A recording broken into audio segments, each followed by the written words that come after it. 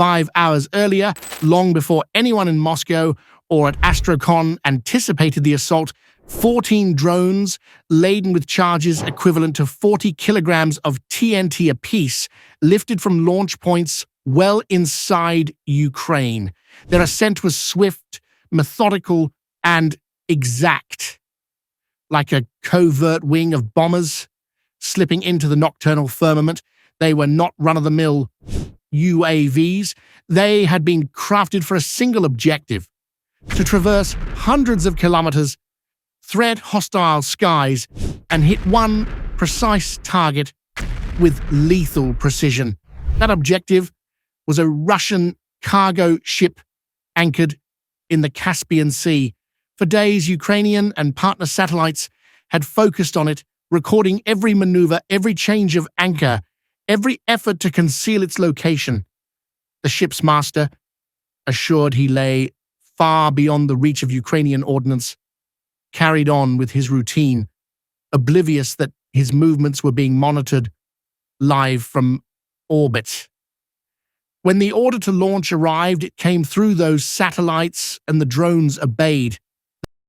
The vessel concerned was no ordinary merchantman displacing 4,900 gross tons. It was packed to capacity with military consignments. On board rested almost 5,000 tons of Iranian-provided supplies, components for Shahed 136 and Shahed 238 drones, electrical assemblies, avionics packages, gyroscopic sensors, navigation gear, and crates of 122mm rocket rounds. In operational terms, it equated to weeks' worth of Russian strike capability, hundreds of airframes awaiting assembly, and a cache of munitions destined to terrorize Ukrainian towns and frontline units. The ship bore the name Port Olia 4, a 110-meter cargo vessel sailing under the Russian flag.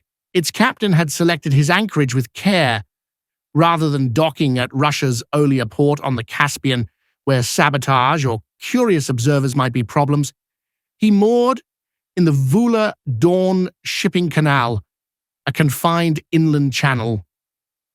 To him, the choice seemed prudent, a means to limit exposure.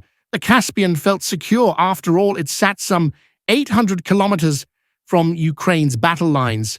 Who could touch him there? Yet, Ukrainian intelligence had anticipated this exact eventuality. The shipment's timing, its intended course, even habitual anchorage behavior had been charted days earlier. The operation rested on several detection layers.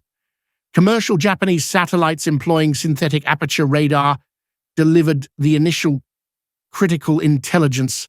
Unlike optical images that need clear skies, SAR can penetrate cloud cover, monitor vessels at night, and detect ships even with transponders disabled. Their data fed into analytic networks that correlated movement patterns, electronic emissions, and human intelligence to rapidly build a predictive targeting solution. Analysts scrutinized radar echoes. They matched hull contours and anchor chain geometry, verifying that Port Olia 4 lay at anchor offshore.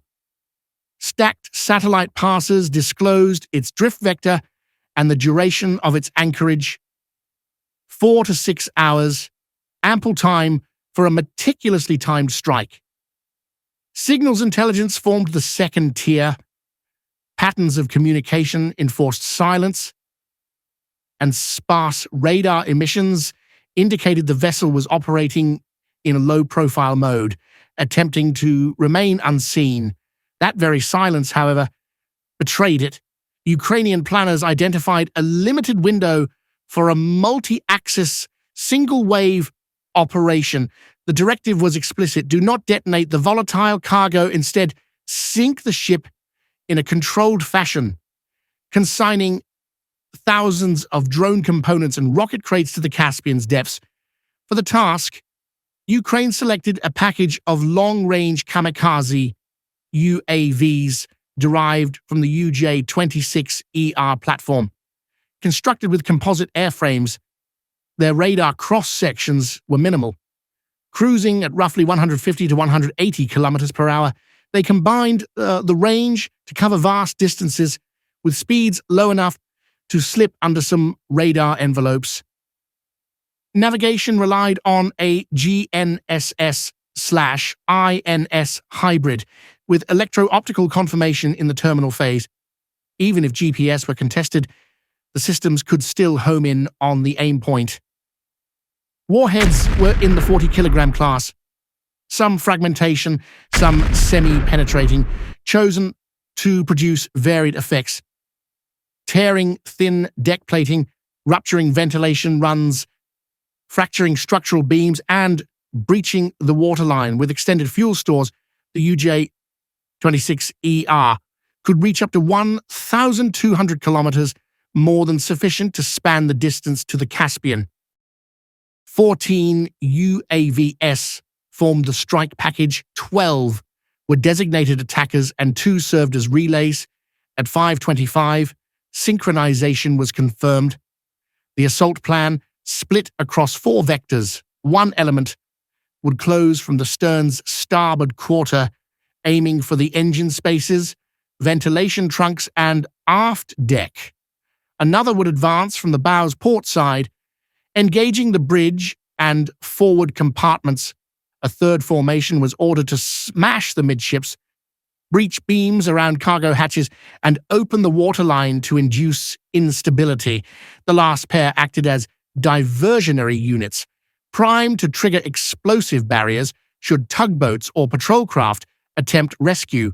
At 05:45 hours, the drones screamed aloft, their staged launch sequence sweeping Ukrainian fields. Their 5-hour transit was tightly choreographed. Flying low, roughly 20 to 60 meters above the sea, they melted into radar clutter. 2 climbed to between 300 and 500 meters, relaying links and keeping visual oversight to harbor security radars. Their small composite profiles and modest speeds registered as negligible echoes, low priority. At 10:28 local time, the lead drone struck. Its charge detonated on the aft upper deck, blowing out thin plating around the engine ventilation trunk. Fire raced along cable trays, shorting damage control circuits. Fuel pumps and generators faltered. Fire suppression systems degraded. Seconds later, the second drone struck the starboard waterline, partially breaching the hull and forcing flooding into lower holds. The third and fourth followed in rapid succession. They slammed into the midsection, one into a hatch cover, the other into the port waterline band. Impacts fractured joints, shearing heavy smoke and burning wreckage across the deck. The vessel began listing to starboard. On the bridge, alarms screamed, and the master declared an emergency. Port security launched 2 tugboats and a patrol launch to respond. Before they arrived, the 5th drone impacted. At 10:31, it collided with the bow near the control room. Electrical switchgear shorted, plunging the bridge into darkness. Main power collapsed. Systems reverted to battery backups. These Ukrainian drones were engineered for such contingencies. Each carried pre-programmed inertial navigation routines to counter GNSS denial. Warhead effects were purposefully mixed, some fragmentation, some delayed charges designed to cut cavities through the hull and splinter internal girders. Between 10:33 and 10:36, the 6th and 7th struck. They tore a vast gash in the starboard hull, hastening water ingress. At 10:38, with conflagrations spreading and compartments flooding, the crew abandoned ship. Lifeboats hit the water. As smoke belched from the stern, 2 attacking drones were shot down by Russian defenses, but too few and too late. At 10:41, the 8th struck the lower midship belt, tipping the list to 7 degrees. Flooding pumps were swamped. The 9th and 10th then attacked the stern shaft tunnel. Propulsion lines ruptured, pouring bunker oil beneath decks. Flames leapt higher. The 11th and 12th triggered barrier blasts along the tug approach lanes, impeding rescue. Relay drones kept sending telemetry and recording the cascading destruction. Damage progressed like falling dominoes. First the power drop, then pump failure, then uncontrolled flooding. The list worsened. Structural fatigue propagated. Immediate salvage and firefighting efforts were hampered by continuing explosions and an intense smoke throughout the operation. By 10:50, the ship lay mortally injured. Within hours, she capsized. At 14:32, orbital imagery revealed Port Olia 4 lying beneath the waters of the Caspian, smoke still trailing skyward. Moscow sought to minimize the disaster, first asserting only superficial damage, but photographs of the wreck soon surfaced online. Open-source investigators quickly geolocated them by matching shoreline structures, dockside cranes, and even lampposts to pinpoint the site. Satellite scans corroborated the smoke plume visible from 10 kilometers away. On August 14th, Ukraine's general staff confirmed what was already evident. Port Olia 4, laden with Iranian UAV parts and ammunition, had been sunk in a coordinated Ukrainian strike. Subsequent images on August 19th captured Russian salvage operations. The magnitude of the loss was immense. A single Shahed production kit weighs around 200 kilograms with 5,000 tons aboard. The vessel carried the makings of hundreds of drones. Each Shahed bore a 40-kilogram warhead. Collectively, the cargo represented over 12,000 kilograms of explosive payloads, yet the damage went beyond raw tonnage. Lacking avionics, navigation modules, and power units, Russia's ability to assemble drones at scale collapsed. The strike did not merely destroy cargo, it dismantled Moscow's bombardment plans. Strategically, it overturned assumptions. Russia had trusted the Caspian to be invulnerable. Ukraine demonstrated the opposite. A basin once viewed as secure rear territory became reachable. The insurance industry reacted instantly, hiking war risk rates. HIS blackouts grew more common. Vessels adopted false call signs. Convoy operations slowed throughput at ports. Every countermeasure revealed new weak points.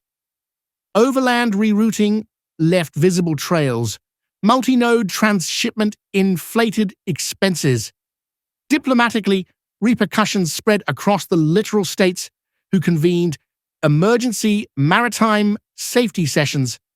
For the first time, the Caspian no longer signified sanctuary. It had become contested waters. From Kiev's perspective, the operation was a masterstroke. It extended the battlefield far beyond the Black Sea, compelling Moscow to reassess supply chains and defense doctrine. By scuttling a single freighter